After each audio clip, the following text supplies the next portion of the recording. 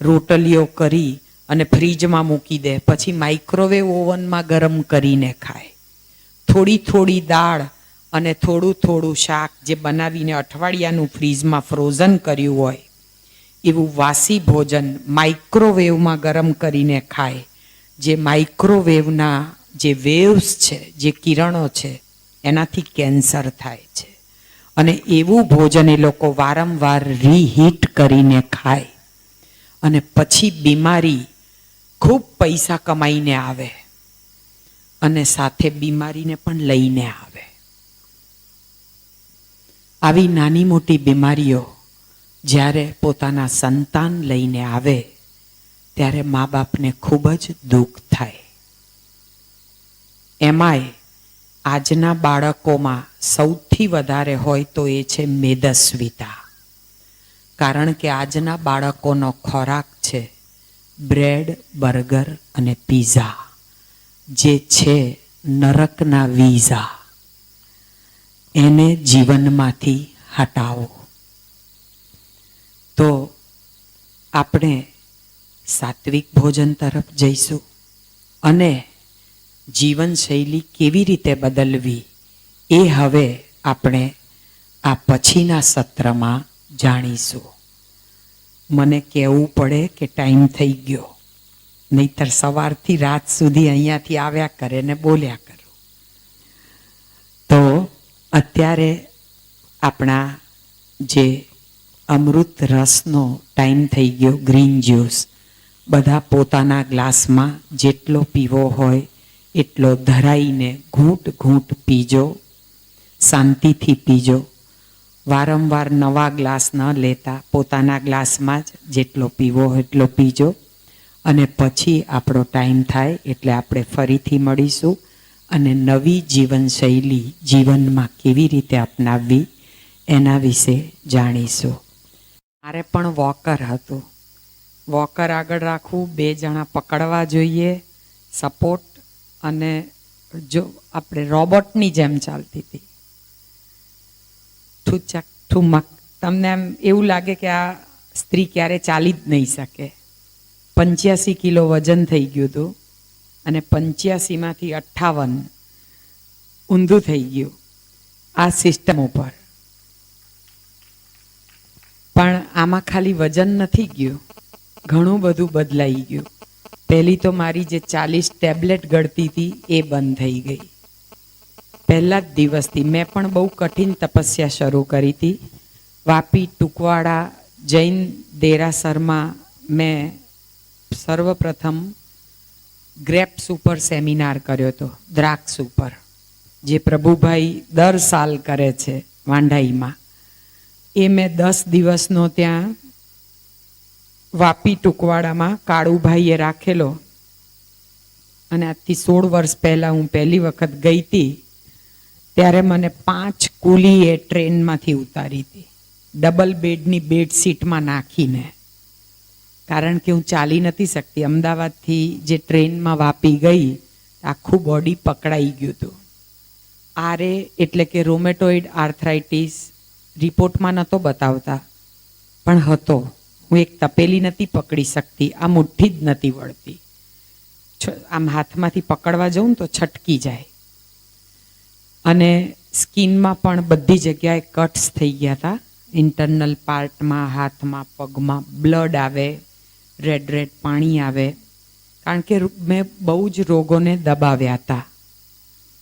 આનો મતલબ એવો નથી કે મેડિકલ સાયન્સને સાથે ના રાખવું. મેડિકલ સાયન્સને સાથે રાખો પણ માથે ના રાખો. આપણે માથે રાખીએ છીએ, ગભરાઈ જઈએ છીએ કે ડૉક્ટરે મને આમ કીધું, ડૉક્ટરે જવાબ આપી દીધો. તો ગભરાઓ નહીં, કારણ કે ડૉક્ટરે જવાબ આપ્યો છે, ભગવાને નહીં. હજુ પ્રકૃતિનો દ્વાર ખુલ્લો છે.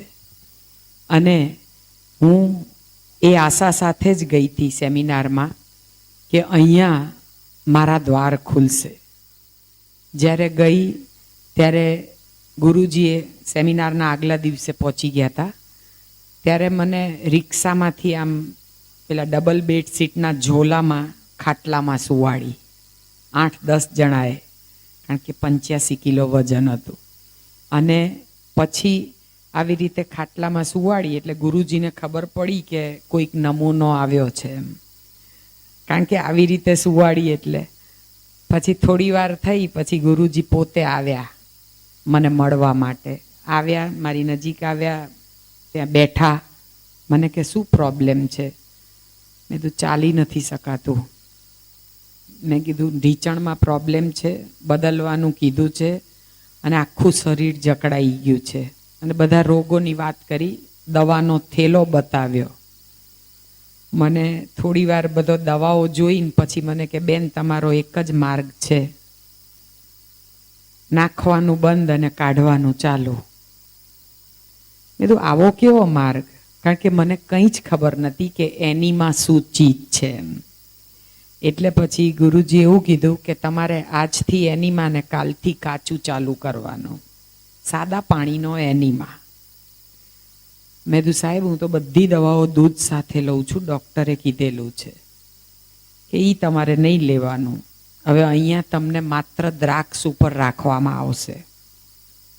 મેં કીધું કંઈ વાંધો નહીં, કારણ કે મને પહેલેથી ફ્રૂટ વધારે પસંદ હતું. મેં કીધું કંઈ વાંધો નહીં, હું રહી શકીશ. અમદાવાદથી વાપી ગઈ એટલે રસ્તામાં પાણી પણ નહોતું પીધું કે જવું પડે તો કોણ લઈ જાય ટ્રેનમાં. એટલે એના ડરથી કશું જ લીધું નહોતું, ઉપવાસ જ હતો. અને કંઈ પણ મોઢામાં નાખું તો ઓમ નમઃ શિવાય પૂછીને નાખું. મારી મમ્મીને મારી મોટી બેન મને સાચવવા માટે મારી જોડે આવેલા. અને મને તરસ લાગી હતી એટલે મેં મમ્મી પાસે પાણી માગ્યું અને હું બોટલનું ઢાંકણું ખોલ્યું અને મેં મમ્મીને પૂછ્યું ઓમ નમઃ શિવાય. મારી મમ્મી ઓમ નમઃ શિવાય બોલી. હજુ તો બોટલ અહીં લઈ જાઉં ત્યાં ગુરુજી બીજું વાક્ય બોલ્યા, પાણી પણ નહીં. એટલે સેમિનાર બીજા દિવસથી ચાલુ થતો હતો. પછી મેં સાહેબજીને ખાલી સામે જોયું, એ કશું બોલ્યા નહીં. મેં બોટલનું ઢાંકણું બંધ કરી દીધું, બાજુમાં મૂકી દીધી, પીધું નહીં પાણી. પછી સાહેબે મારા માથા ઉપર હાથ મૂક્યો કે તું કરી શકીશ. કારણ કે મેં ક્ષણને પકડી. આપણે લોકો શું કરીએ છીએ, કંઈ પણ વાત જાણીએ ને તો 10 જણાને પૂછીએ, કાલથી કરીશ, પરમ દિવસથી કરીશ, હમણાં મારા ઘરે પૂજા છે, મહેમાન છે, હમણાં નહીં થાય. એટલે તારીખ ઉપર તારીખ પડે. પણ હિન્દુસ્તાનના વકીલની જેમ તારીખ પડે, જજ બદલાય પણ નિર્ણય ના આવે આપણો કે ના હું આ પ્રથા કરીશ એમ. પણ સેમિનારમાં ગયા હોઈએ એટલે આપણે આ કરવા માટે તો ગયા જ હતા. ખબર નથી કે કેવી રીતે પ્રથા કરવાની છે. હું તો બહુ જ નવી હતી, મને કંઈ જ ખબર નથી. મારા હસબન્ડે પહેલાં ચાલુ કરેલું. અને જઈ અને સીધું જ સાહેબે કીધું, સેમિનાર ભલે બીજા દિવસથી હતો પણ મેં એ જ દિવસથી નિર્જળા ઉપવાસ ચાલુ કર્યા. અને એક નિર્જળા ઉપવાસ 100 એન્ટીબાયોટિકનો બાપ છે. એટલો બધો પાવર છે કે જે કેન્સરના જમ્સને જે મારી નાખતો હોય તો કોઈ પણ રોગને માત કરી નાખે. તો મેં સીધા જ 3.5 દિવસના નિર્જળા ઉપવાસ કર્યા. 1 દિવસ, 2 દિવસ, 3 દિવસ. ચોથા દિવસે સાંજે સાહેબ આવ્યા દ્રાક્ષના જ્યુસનો ગ્લાસ લઈને કે થોડોક પીવો છે. એટલે મેં કીધું ના સાહેબ. સાહેબ કે અત્યારે લઈ લો, તમને એવું લાગે તો તમે પછી ફરીથી નિર્જળા કરજો, પણ તમે નવા છો, પહેલી વાર કર્યા છે. મેં કીધું ના સાહેબ, હું બચપનથી નિર્જળા સોમવાર કરતી હતી, બચપનથી એટલે કે 6 વર્ષની ઉંમરથી. એટલે મને સાહેબ કે તમે કરી શકશો? મેં તો આ કરી શકીશ. તોય પછી સાહેબે પરાણે અડધો ગ્લાસ દ્રાક્ષનો જ્યુસ આપ્યો. અને જે હું 4 બેલ્ટ સાથે ગઈ હતી, કારણ કે અહીંયા પણ બેલ્ટ, કમરમાં પણ બેલ્ટ, ઢીંચણમાં અને લિગામેન્ટ મારા ક્રેક થઈ ગયા હતા એટલે ત્યાં પણ પાટો હતો. પણ 3.5 દિવસના નિર્જળા પછી જ્યારે આટલો દ્રાક્ષનો રસ પીધો અને શિબિરમાં રોજ રાત્રે આનંદ મેળો હોય, ત્યાં મ્યુઝિક ચાલુ થયું. મને ગરબાનો બહુ શોખ. કેસેટ વાગી એટલે રહેવાયું નહીં, મન થનગનવા માંડ્યું. અને ક્યારે ગરબામાં પહોંચી ગઈને અડધો કલાક ગરબા રમી જે હું 2 વર્ષથી ખાટલામાં હતી. એટલે કે નિર્જળા ઉપવાસમાં પાવર કેટલો છે? આપણે એવું સમજીએ ભોજનમાં પાવર છે, પણ બીમાર વ્યક્તિ માટે નિર્જળામાં પાવર છે. ત્યારે હું બીમાર હતી. 2 વર્ષથી મારી હાલત એવી હતી કે બેડમાં પડખું ફરવા માટે પણ મારે માણસની જરૂર પડે. મારા હાથ છે ને ઊંચા નહોતા થતા. મારા હસબન્ડ મને એમનું શર્ટ પહેરાવતા હતા અને બટન બંધ કરતા. મારું માથું જાતે ના ધોઈ શકતી, હાથમાં બધે કટ્સ હતા મને. મારે 2 નાના નાના દીકરા હતા અને એમાં એક તો સાવ નાનો. એ 9 મહિનાનો દીકરો, એને મારે ફીડિંગ છોડાવવું પડ્યું, કારણ કે મને ઇન્ટરનલ પાર્ટમાં કટ પડી ગયા ને બ્લડ આવવા લાગ્યું, કારણ કે મેં ડાયોવન ને બધી સ્કિન ડિસીઝની બધી ટેબ્લેટ બહુ ખાધી હતી. તો મેં રોગોને દબાવ્યા હતા, એટલે મને આ બધા પ્રોબ્લેમ થયા હતા સ્કિનના. બાકી કંઈ હતું નહીં પહેલાં મને.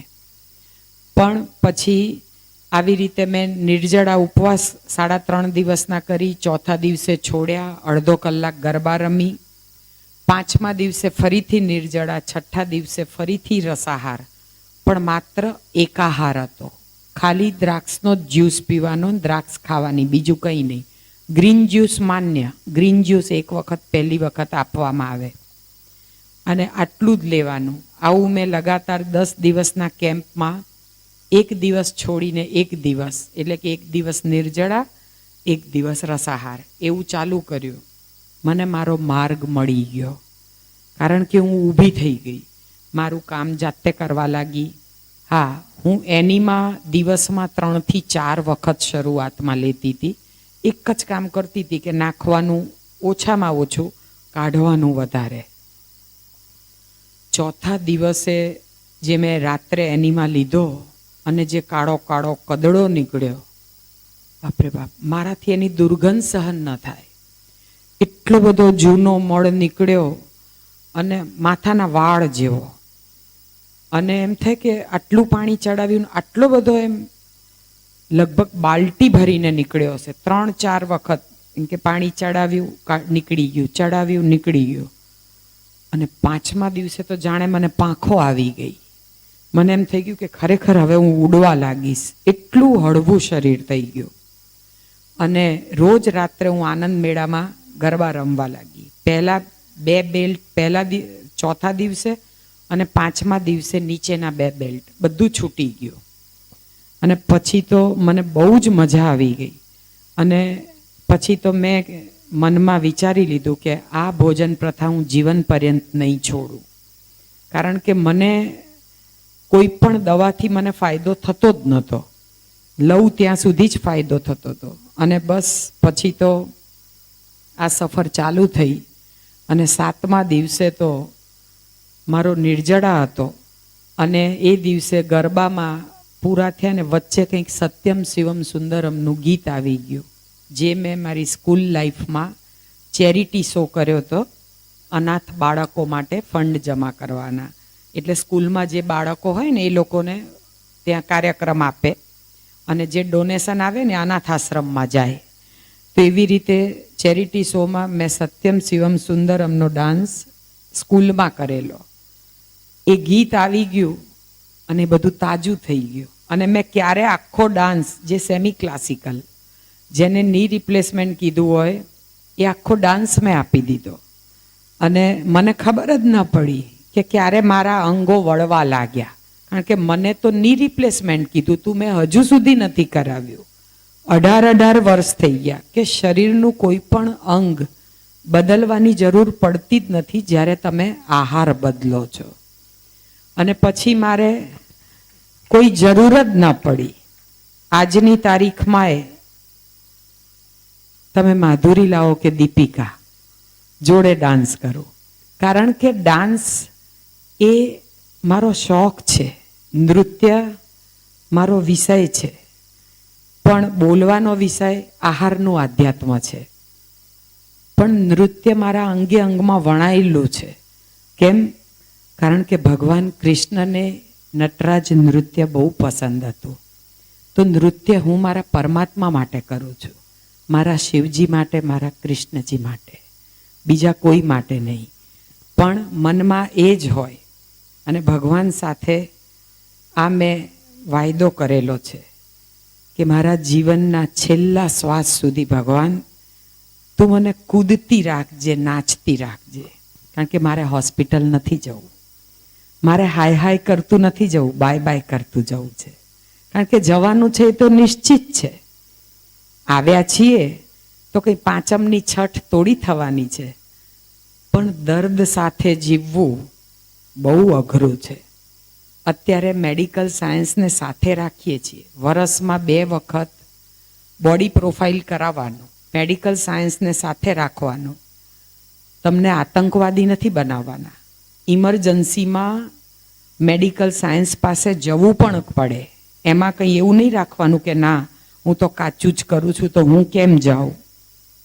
બિલકુલ નહીં. મેડિકલ સાયન્સ એટલે કે આપણા રિપોર્ટ કરાવવા જરૂરી છે. તો જ આપણને ખબર પડે ને કે આપણે ક્યાં ઊભા છીએ, આપણો બોડી પ્રોફાઇલ શું બોલે છે. તો આપણને ડાયટમાં કંઈ ચેન્જ કરવાની ખબર પડે. પણ મને પણ પગમાં ઝણઝણાટી ચાલુ થઈ ગઈ હતી, નસ ઉપર નસ ચડી ગઈ હતી, બધા પ્રોબ્લેમ થતા હતા. પણ ધીમે ધીમે આ બધા જ્યારે ચેક કરાવ્યું એટલે ખબર છે બધાને હમણાં B12 બહુ ઓછું થઈ જાય, D3 ઓછું થઈ જાય. એટલે આવા બધા પ્રોબ્લેમ આ કોરોના પછી બધા લોકોને ધીમે ધીમે આવવા લાગ્યા. અમે તો કોઈએ વેક્સિન લીધી નથી કારણ કે ગુરુજીએ ના પાડી હતી. પણ સામાન્ય હતા કે ભાઈ આવી રીતે નાના મોટા પ્રોબ્લેમ આવતા હોય તો આપણને ખબર પડે. પણ મટાડ્યા છે માત્ર કુદરતી વસ્તુથી જ. કોઈ પણ દવા 16 વર્ષમાં લેવી નથી પડી. શરૂઆતમાં મેં જેમ ધર્મમાં ચાતુર્માસ કીધા, પણ મેં 6 મહિના અન્નનો દાણો નથી લીધો. 10 દિવસ 3 વખત મેં ગુરુજીના સેમિનાર એ વખતે અંગૂરના કર્યા અલગ અલગ જગ્યાએ. કારણ કે આ તપસ્યા છે ને ઘરે નથી થઈ શકતી. ઘરે તો બધું રંધાતું હોય એટલે ઈચ્છા થઈ જાય માણસને. તપસ્યા માટે ભગવાન બુદ્ધ અને મહાવીરને પણ ઘર છોડવું પડ્યું હતું. તો મેં પણ થોડા સમય માટે ઘર મૂકીને, મારા પતિદેવે જ મને કીધું કે જેની ગૃહલક્ષ્મી બીમાર હોય ને એનો પરિવાર જ બીમાર હોય, એટલે તું સેમિનારમાં જા, તું સ્વસ્થ થઈને આવે તો અમે બધા સ્વસ્થ થઈ જઈશું. મારા હસબન્ડને પણ નાની મોટી બીમારી હતી. મારો મોટો દીકરો જે નાના કરતાં 4 વર્ષ મોટો હતો, એને 2.5 વર્ષની ઉંમરે અસ્થમાની તકલીફ થઈ હતી અને લગભગ 2.5-3 વર્ષે એને સિવિયર એટેક અસ્થમાનો આવ્યો, એલર્જીક બ્રોન્કાઇટિસ. ત્યારે એને 3 ગોલ્ડ મેડલિસ્ટ ડૉક્ટરે અસ્થાલિન પંપ લખી આપ્યા. ત્યારે મને વિચાર આવ્યો કે હે ભગવાન, આ બાળક તો આ દુનિયામાં હજુ હમણાં જ આવ્યું છે 3 વર્ષ પહેલાં, એણે તો કોઈ પાપ કર્યું નથી, તો એના કિસ્મતમાં આવો રોગ ક્યાંથી? પણ મને નથી ખબર. એ દીકરો અર્થક્વેક વખતે જન્મ્યો હતો, ભૂકંપ વખતે, જ્યારે ભુજમાં થયો હતો. તો એ વખતે પેલું બધું જે સીન જોયું ને ટીવીમાં બધું બતાવતા હતા ને, અને મારા સગા નણદોઈ અહીં ભુજમાં જ ઉપરથી પેલા ફ્લેટ સાથે પડીને એક્સપાયર થઈ ગયા. એટલે એ બધું મારા મગજમાં ફર્યા કરતું હતું. અને આ બધું જોયું ને એટલે મારા ઉપર મન ઉપર અસર થઈ, એટલે મારા દૂધ ઉપર અસર થઈ. તો દૂધ ધીમે ધીમે સુકાઈને ઓછું થઈ ગયું. એટલે મારા બાળકને હું મારું દૂધ નથી આપી શકતી, અને પાવડરનું દૂધ આપતી હતી, લેક્ટોજન 1, લેક્ટોજન 2. એટલે એને ધીમે ધીમે એ ભાવતું નહોતું. કોઈ પણ બાળક દૂધનો પ્રતિકાર કરે કારણ કે એને માનું જ દૂધ ભાવે, એટલે જ એનામાં પરમાત્માનો વાસ હોય. એ પ્રતિકાર કરતો હતો, પણ હું એને પરાણે પીવડાવતી હતી હળદરવાળું દૂધ. તો એ પાવડરવાળું દૂધ હતું, એમાં હળદર નાખીને પીવડાવતી, પણ દૂધથી કફનું પ્રોડક્શન થતું હતું. હળદર કફને પીગાડીને બારે કાઢવા માંગતી હતી.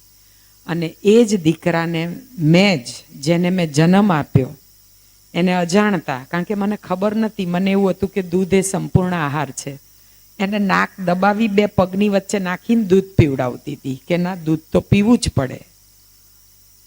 અને મેં જ એને, અસ્થમા હતો નહીં, પણ જે એને પચતું નહોતું, અને દર 2, 3, 4 કલાક થાય એટલે દૂધ આપી દેવાનું, કારણ કે કંઈ ખાતો નહોતો એટલે દૂધ આપી દેતી હતી. આપણને એમ કે દૂધ પીવે એટલે પતી ગયું. પણ એવું નહોતું. અને જાણે અજાણે પછી એને એન્ટીબાયોટિક પણ આપતા હતા, કારણ કે કફ થાય એટલે આપણે એને ડૉક્ટર પાસે લઈ જઈએ, ડૉક્ટર એન્ટીબાયોટિક આપે, મટી જાય. એને પેટ અપસેટ થઈ જાય, કારણ કે એન્ટીબાયોટિકથી પેટ બહુ અપસેટ થઈ જાય. અને પછી આપણે બાળકને લઈ જઈએ હોમિયોપેથી કે આયુર્વેદમાં, એ લોકો એમની પથ્થી પ્રમાણે કફને પીગાડીને બહાર કાઢે, એટલે વળી પાછા આપણે બીજા ડૉક્ટર પકડીએ. એટલે આવું વારંવાર આપણે બાળકને એક કઠપૂતળી સમજીને ડૉક્ટરો બદલીએ, પણ આહાર ન બદલીએ. અજાણતા જ મેં મારા દીકરાને એલર્જીક બ્રોન્કાઇટિસ અસ્થમા આપ્યો હતો. અને એ જ દીકરાને મેં 3 વર્ષની ઉંમર, 3 નહીં પણ 3.5 વર્ષની ઉંમરથી એક આયુર્વેદ ડૉક્ટરના કહેવા પ્રમાણે, ડૉક્ટર કુણાલભાઈ માણેક, એમણે કીધું કે ખાલી તમે એને 2 મહિના દૂધ બંધ કરી જુઓ, કદાચ એને કફ થવાનું ઓછું થઈ જાય. પછી આપણે એવું હશે તો ગાયનું દૂધ ચાલુ કરીશું. તમે નહીં માનો, એ દૂધ બંધ કર્યું અને 5 જ દિવસમાં, જેને મેં 3.5 વર્ષની ઉંમર સુધી ઘોડિયામાં સુવાડ્યો, કારણ કે સીધો સુવાડતી ને તો સસણી બોલતી હતી, અવાજ આવતો હતો, પણ એ સસણી 5 જ દિવસમાં જતી રહી. એટલે કે એને ખૂબ ડાયેરિયા થયા, 2-3 વખત વોમિટિંગ પણ થઈ, પણ એમાં બધો કફ જ નીકળ્યો. ક્યારે? જ્યારે મેં એનું દૂધ બંધ કરી દીધું. અને એ ડૉક્ટરે એવું કીધું હતું કે જે પણ તમારી પાસે સિઝનલ, રિજનલ, ઓરિજિનલ, શક્ય હોય તો ઓર્ગેનિક ફ્રૂટ કે વેજીટેબલ હોય, એ તમારે ધોઈને ટીપોઈ ઉપર રાખવાનું જ્યાં એનો હાથ પહોંચે. એટલે થોડું થોડું બોલે, પણ એકદમ આખું વાક્ય નહોતો બોલતો. એટલે એ સમજાવે કે મને જ્યુસ પીવો છે, ટામેટું લઈને આવે તો ટામેટાનો જ્યુસ, સંતરું લઈને આવે અને સીપર લઈને આવે તો જ્યુસ કાઢી આપું, એકલું ફળ લઈને આવે તો છોલીને ચૂસવા માટે આપી દઉં. આવું કરતાં એને દર અઠવાડિયે અલગ અલગ. એમણે કીધું તું 3 દિવસ દવાખાને બતાવવા નહીં જવાનું. પહેલા અઠવાડિયે ડાયેરિયા, બીજા અઠવાડિયે વોમિટિંગ, ત્રીજા અઠવાડિયે શરદી, ખાંસી, ઝાડા, ઉલટી, બધું જ. ચોથા અઠવાડિયે તાવ આવ્યો. તાવ આપણો મિત્ર છે, એ ટોક્સિન્સને બાળવા માટે આવે. એટલો બધો તાવ આવ્યો પણ કે તમારે હોસ્પિટલ બતાવવા હમણાં નહીં જવાનું, 3 દિવસ રાહ જુઓ. પણ સવારથી સાંજ સુધી તાવ રહ્યો, સાંજે જબરજસ્ત ડાયરિયા થયા અને રાત્રે એક વોમિટ થઈ, પછી એ સૂઈ ગયો લીંબુ પાણી પીને. એણે માંગ્યું ને મેં આપ્યું. એ ત્યારનું એને બધું જતું રહ્યું. આ કોઈ અસ્થમા એને હતો નહીં, પણ જે કફ જામ થઈ ગયો હતો ને એન્ટીબાયોટિક આપીને જે સૂકવ્યો હતો, એના જાડા થઈ ગયા હતા, એના કારણે એને લંગ્સમાં પ્રોબ્લેમ થઈ ગયો હતો. આ બધું જ બંધ કર્યું અને માત્ર રો ડાયટ એટલે કે ફળફળાદીને શાકાહાર ઉપર રાખ્યો, જે આપણા ઋષિમુનિ ખાતા હતા. તો એનો બ્રોન્કાઇટિસ જતો રહ્યો. એનો અસ્થમા જે એની જન્મ કુંડળીમાં નહોતો લખ્યો એ જતો રહ્યો. અને 2 મહિનામાં તો એ સરસ. પછી તો એનું વજન પણ ધીમે ધીમે વધવા માંડ્યું, જે એકદમ પતલો થઈ ગયો હતો. અને આજે એ જ દીકરો સ્પેનમાં ફૂટબોલર છે. એ ક્યાંથી ફૂટબોલર થાત જો મેં કોઈ વડીલનું કીધું સાંભળ્યું ના હોત, મેં એનું દૂધ બંધ ના કર્યું હોત. મને કોઈ કંપનીથી કે કોઈ માતાથી કોઈ વિરોધ નથી, પણ એટલી ખબર પડી કે પારકીમાના દૂધ કોણે પીધું.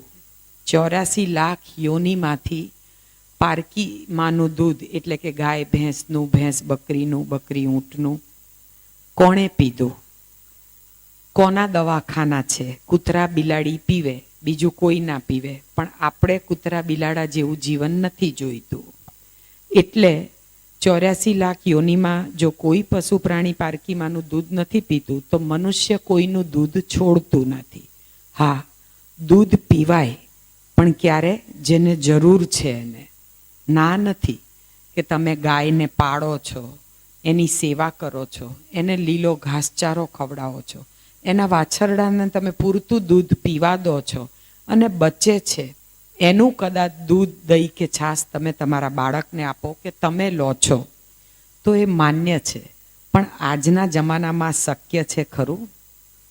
અત્યારે તો ઘરે ઘરે બાગબાન છે.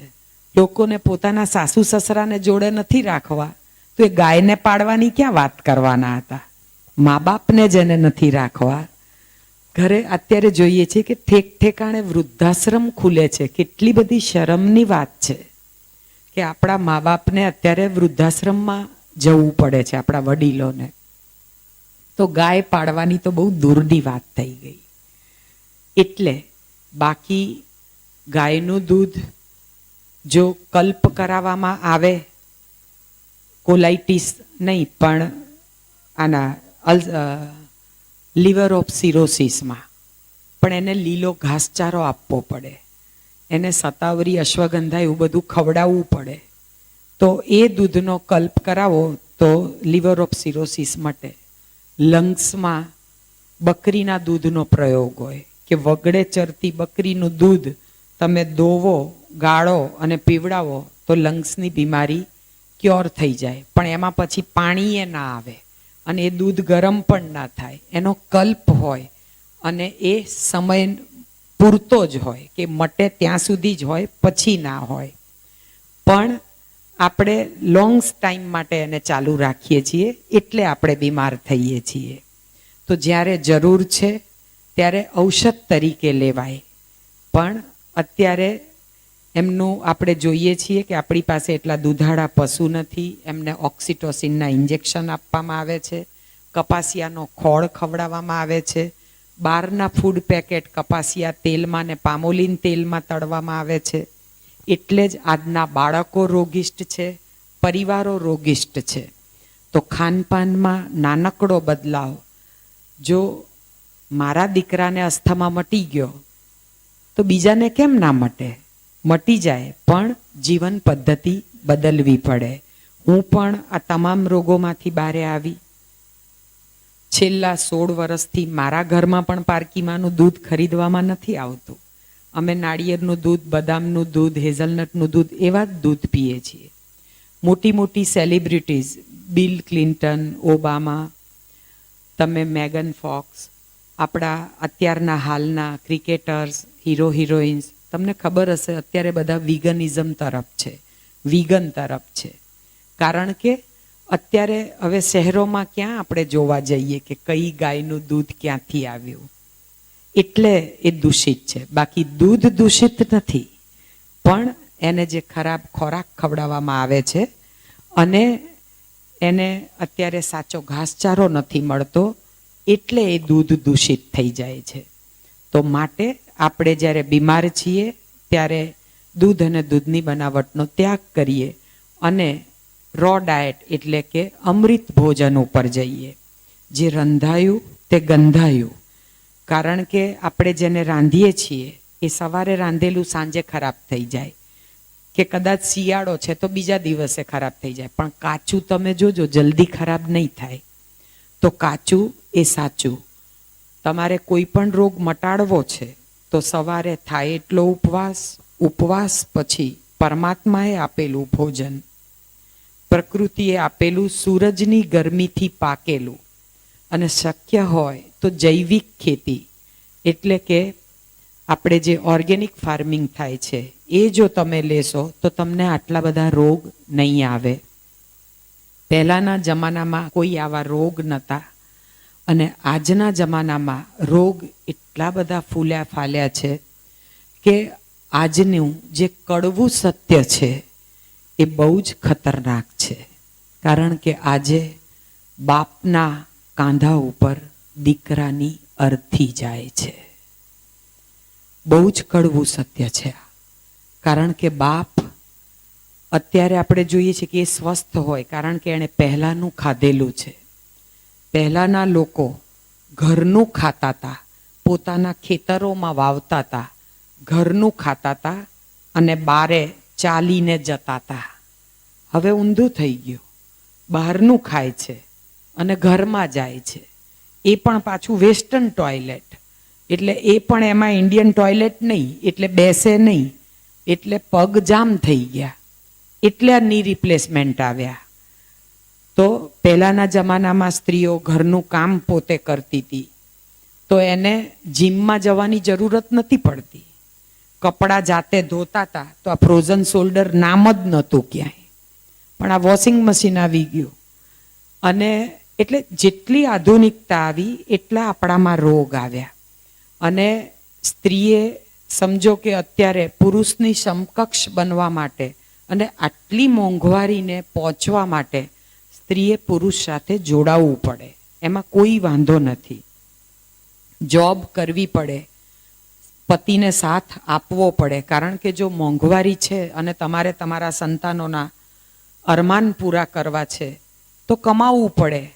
પણ એના સાથે જો સ્ત્રી ઘરની દેખરેખ છોડી દે તો ઘરમાં બીમારી આવે. ધારો કે કોઈ પણ સ્ત્રી ક્લાસ 1 ઓફિસર છે, કલેક્ટર છે, પણ તમે જોજો કે ઘરમાં તો એ જે કહેશે ને એમ જ થતું હોય. એ કલેક્ટર ઓફિસમાં હોય પણ અહીં ઘરે શાક થઈ રહ્યું છે, ગોળ થઈ રહ્યો છે, આજે લીંબુ લાવવાના છે, એ ઘરની એ કલેક્ટરને જ ખબર હોય, બીજા કોઈને ખબર ના હોય. એટલે ઘરની ગૃહલક્ષ્મીના હાથમાં જ ઘરનું રિમોટ કંટ્રોલ છે. તો હવે એણે પોતાના બાળકોને કઈ જીવનશૈલી આપવી? તો એવી જીવનશૈલી કે જેનાથી આપણે આ જીવન નિરોગ રહીએ. તો એ નિરોગ રહેવા માટે સવારથી લઈને 12 વાગ્યા સુધી પોતાના સંતાનોને કે પરિવારમાં શક્ય હોય ને તો ગેસ ચાલુ નહીં કરવાનો. એટલે શું આવશે? જ્યુસ, ફ્રૂટ, સલાડ, આવું જ બધું આવશે. એટલે બાળકોને તમારે ઉઠીને લીંબુ પાણી માગે ત્યારે આપવાનું. માંગ્યા વગર માં પણ ન પીરસે. આ યાદ રાખવાનું. સવારે ઉઠીને બાળક ગયું છે કે નહીં એ ચેક કરો. આ તો કંઈ નહીં, બાળકોને ઉઠાડે, પૂતળાની જેમ લઈ અને બાથરૂમમાં જઈને સીધા બેસાડી દે. 6:30 બસ આવવાની હોય ને, સ્કૂલ બસ, તો પેલા 6 વાગે કે 6:10 તો બચ્ચાને આમ પથારીમાંથી લઈને સીધું જઈને બાથરૂમમાં જઈને પાટલા ઉપર બેસાડી દે.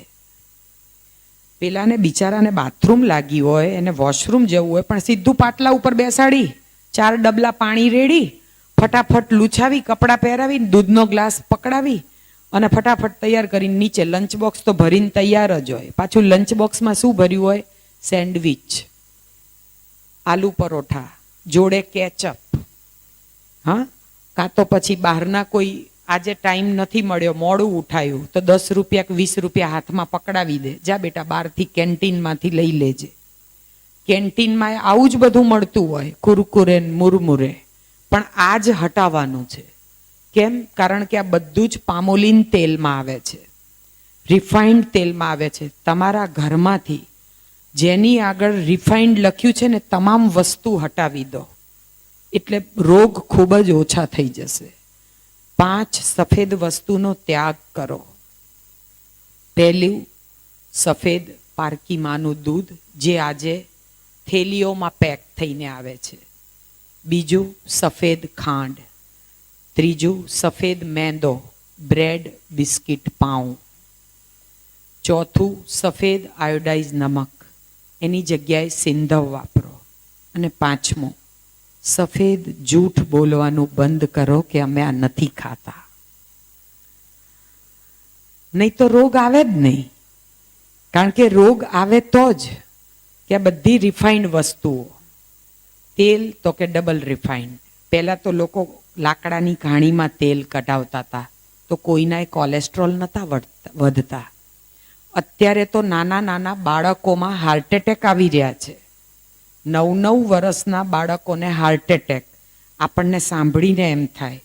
હમણાં અમને મળવા આવેલા એક 1.5 વર્ષનું બાળક લઈને, 1.5 વર્ષનું. એટલે મેં કીધું કે બેન, તમે સમજવા આવો ને તો ખાલી બાળકને તમે કોઈની પાસે રાખીને આવો તો તમે હું જે કહું ને તમે સમજી શકો. પછી બેન તો રડવા લાગ્યા. મેં કીધું કેમ બેન, શું થયું? તમે ખોટું ના લગાડશો, આ તો હું તમને સમજાવી શકું, તમને બધું ગળે ઉતરે. ત્યાં જ એના પપ્પા બોલ્યા કે બેન, આ બાળકને જ તકલીફ છે. મેં કીધું આવડાને શું તકલીફ છે? એમ તો કે એક તો એને જન્મથી ડાયાબિટીસ છે અને બીજું એને ચેક કરાવ્યું, એને બ્લડ કેન્સર છે. હવે આટલા નાના બાળકને બ્લડ કેન્સર આવ્યું ક્યાંથી? માતાનો ખોરાક.